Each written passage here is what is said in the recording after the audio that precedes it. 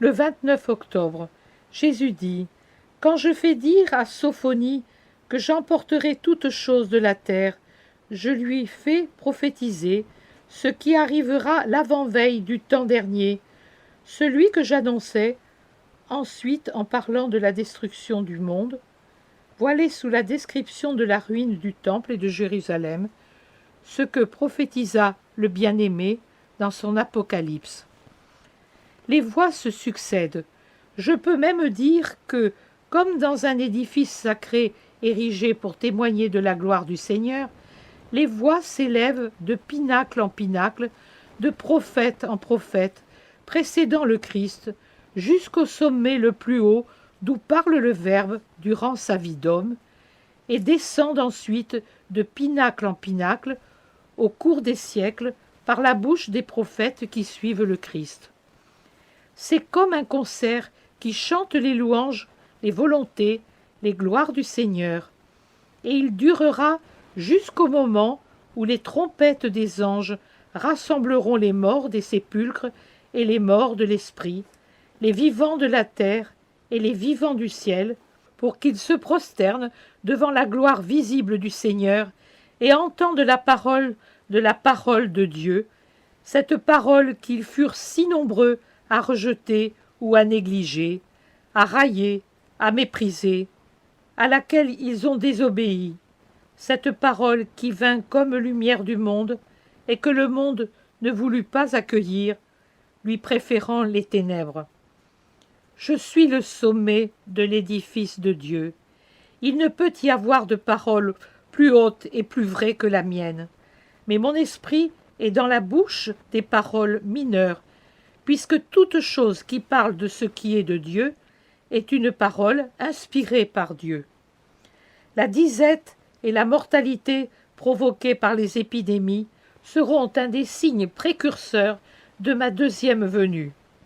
Ces punitions, suscitées pour vous punir et vous rappeler à Dieu, effectueront par leur douloureuse puissance une désélection entre les enfants de Dieu et ceux de Satan. La faim tourmentera cruellement cette race opiniâtre et ennemie de Dieu. La faim causée par le vol et les guerres maudites, nées sans la justification de l'indépendance nationale, de la barbarie, du pouvoir et de l'orgueil de démons en habits humains, par l'arrêt voulu par Dieu des lois cosmiques, dont la conséquence sera un gel intense et prolongé, ou une chaleur brûlante, non mitigée par les pluies, le renversement des saisons, qui apportera la sécheresse à la saison des pluies, et les pluies à l'époque des moissons. Trompés par un temps doux, soudain, ou par une fraîcheur inhabituelle, les plantes fleuriront hors saison, et les arbres, après avoir déjà donné leurs fruits, se couvriront de nouveau de fleurs inutiles qui ne font qu'épuiser en vain la plante, puisque tout désordre est nuisible et mène à la mort, souvenez-vous-en, ô humains. La faim tourmentera cruellement cette race. Les animaux, privés de foin et d'avoine, de grains et de fourrage, mourront de faim, et à cause de leur propre faim, les humains les détruiront avant qu'ils n'aient le temps de se reproduire. Les oiseaux du ciel et les poissons des eaux, les troupeaux de moutons et de bétail seront assaillis de toutes parts pour fournir à vos ventres la nourriture que la terre ne produira plus qu'insuffisamment. Le haut niveau de mortalité provoqué par les guerres et les épidémies, les tremblements de terre et les ouragans précipitera dans l'au-delà les bons et les méchants. Les premiers pour votre punition, car privés des meilleurs, vous ne cesserez d'empirer, les seconds pour leur punition, puisqu'ils auront, avant même l'heure prévue, l'enfer pour demeure. La victime préparée par le Seigneur pour purifier l'autel de la terre, autel profané par les péchés d'idolâtrie, de luxure, de haine, d'orgueil, ce sera vous, humains, qui périrez par milliers et dizaines de milliers sous la faux aiguisée des foudres divines. vous tomberez les uns sur les autres, comme l'herbe fauchée d'un pré en avril, les fleurs saintes mêlées aux plantes vénéneuses, les tiges lisses mêlées aux ronces piquantes. La main de mes anges choisira et séparera les bénis des maudits, portant les premiers au ciel et laissant les autres au trident des démons en pâture pour l'enfer. Le fait d'être roi ou mendiant, savant ou ignorant, jeune ou vieux, guerrier ou prêtre, ne fera aucune différence et ne servira pas de rempart contre la mort. Il y aura un châtiment et il sera terrible. L'œil de Dieu choisira ceux qui auront été destinés en élevant les lumières pour qu'elles n'aient plus à souffrir du brouillard créé par ceux qui se seront unis à Satan et en ôtant les ténèbres qui génèrent des ténèbres puisqu'elles appartiennent au père des ténèbres, Satan. L'œil de Dieu, lequel pénètre dans les palais, dans les églises, dans les consciences, et il n'y a pas de barrière, pas d'hypocrisie qui l'empêche de voir, scrutera le sein de l'Église, la Jérusalem d'aujourd'hui, scrutera les âmes et écrira le seul décret pour les apathiques, les indifférents, les tièdes, les rebelles, les traîtres, les meurtriers de l'esprit, les déicides. Non, ne pensez pas que Dieu ne vous fera ni du mal ni du bien pour vos œuvres. Je vous le jure à moi-même, je le jure par ma justice, je le jure par un triple serment, je vous ferai du bien pour le bien que vous ferez, et du mal pour le mal que vous commettrez. Si les actes immondes de la chair et de votre vie de brute recouvrent les yeux de votre âme d'une croûte pour l'empêcher de voir Dieu, rien ne voile l'œil de Dieu. J'appesantirai ma main sur ceux qui se délectent d'être dans la fange et qui veulent rester dans la fange malgré chaque invitation et chaque moyen que je leur donne pour en sortir. Ils deviendront fange dans la fange, puisqu'ils font de la fange du péché l'aliment préféré de leur faim impure. Le jour approche, enfants qui avez renié le Père. Le temps de la terre est long et bref à la fois. N'était-ce pas hier que vous jouissiez d'un honnête bien-être apporté par la paix et les œuvres pacifiques, source de pain et de travail? N'était-ce pas hier, ô vous qui vivez en cette heure terrible, que vous jouissiez du bonheur d'une famille non encore démembrée et détruite, des enfants autour de la table du père, du mariage, l'époux près de l'épouse, du père penché sur la tête de ses enfants comme un maître et un ami? Et maintenant, où est tout cela? Rapide, tel l'oiseau qui s'envole pour de lointains pays, ce temps est passé. C'était hier.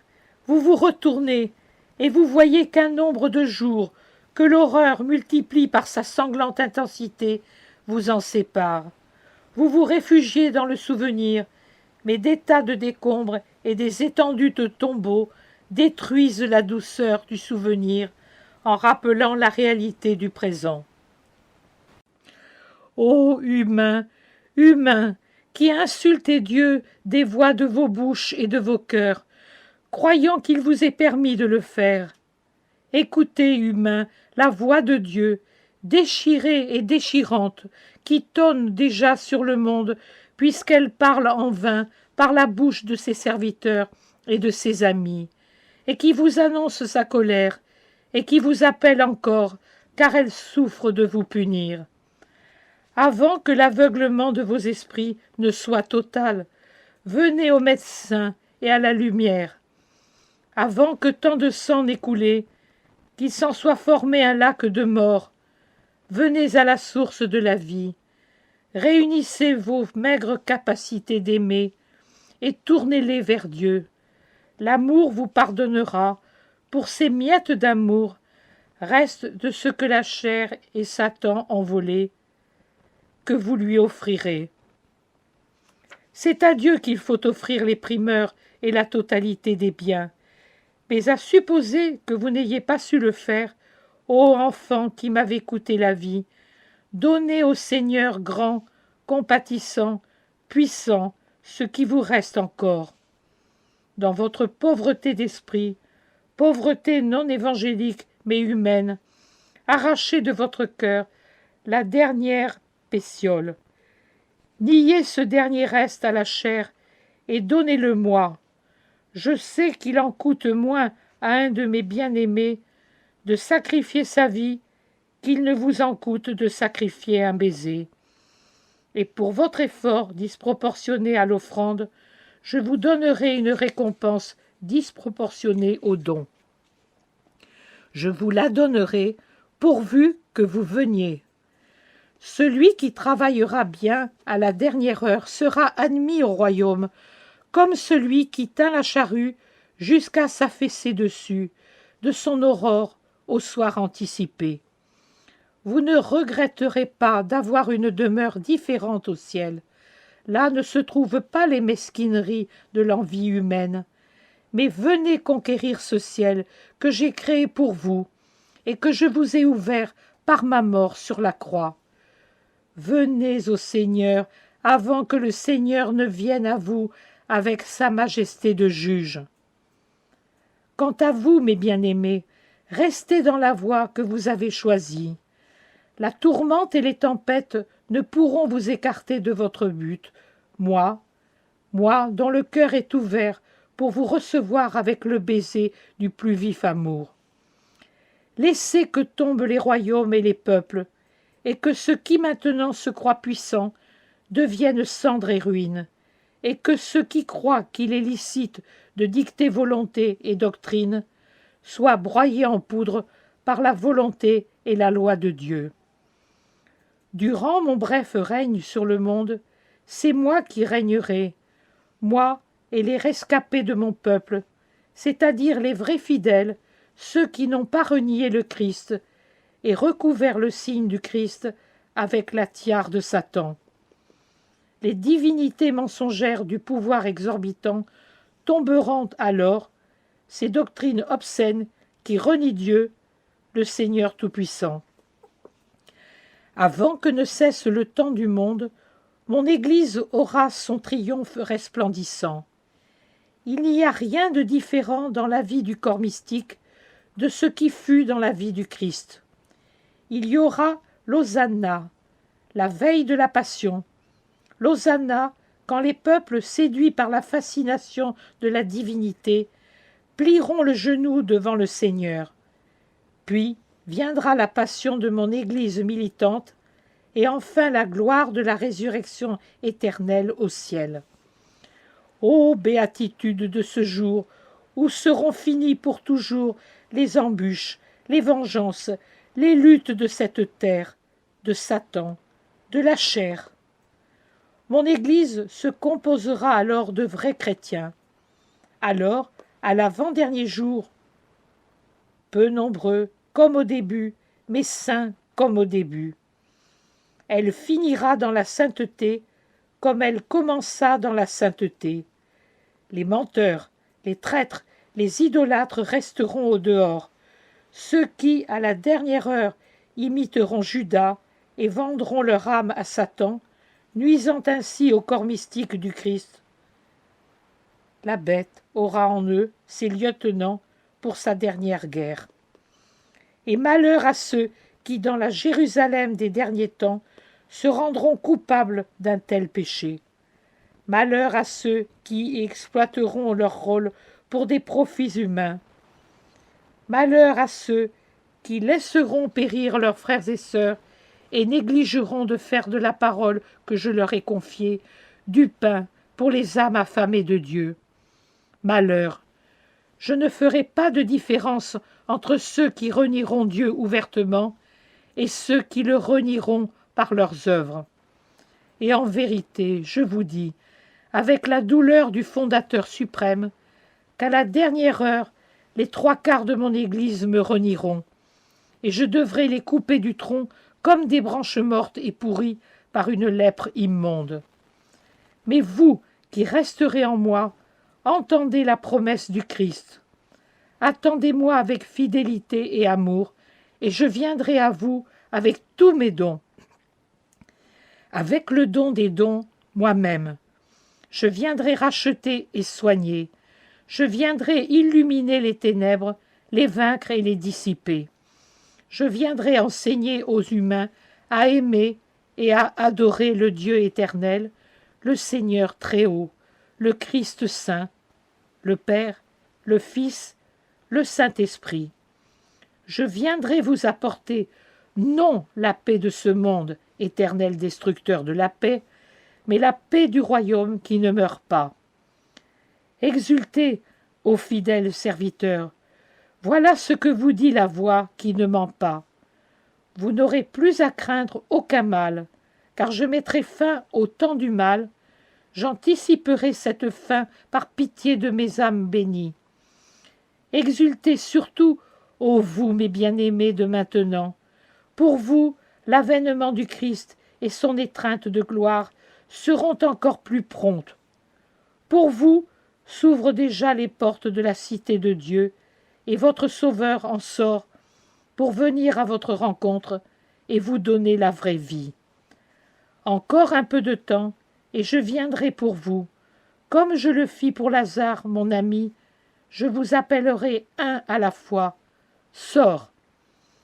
Hors de cette vie terrestre qui est un tombeau pour l'esprit emprisonné dans la chair. Hors de la vie pour entrer dans la vie et dans la liberté du ciel. Appelez-moi de votre amour fidèle, qu'il soit la flamme qui fait fondre les chaînes de la chair et donne à l'esprit la liberté de venir vite à moi. Lancez le plus beau cri que l'être humain ait écrit. Viens, Seigneur Jésus.